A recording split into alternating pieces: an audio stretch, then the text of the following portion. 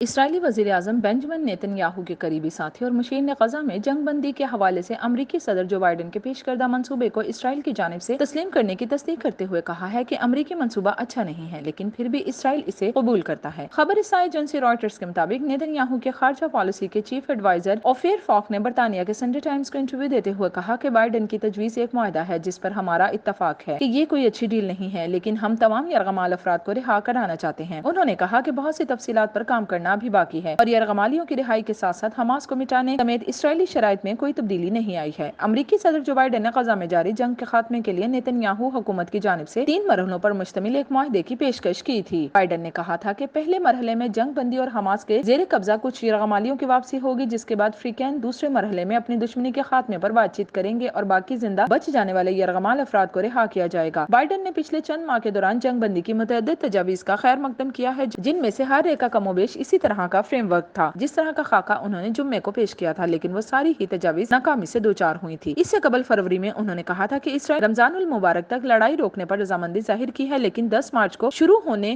ان رمضان میں بھی اسرائیلی بمباری جاری رہی اور جنگ بندی نہیں ہو سکی تھی۔ جبکہ جمعہ کو وائٹ ہاؤس میں کی گئی اپنی تقریر میں بائیڈن نے کہا تھا کہ میری تازہ ترین تجویز کے تحت غزہ میں حماس کے اقتدار میں آئے بغیر بہتر صورتحال جنم لے گی، تاہم وہ یہ وضاحت کرنے سے قاصر رہے تھے کہ ایسا کس طرح ہوگا۔ اس موقع پر انہوں نے تسلیم کیا تھا کہ پہلے مرحلے سے دوسرے مرحلے میں جانے تک بہت سی باتوں پر بات چیت کرنے کی ضرورت ہے۔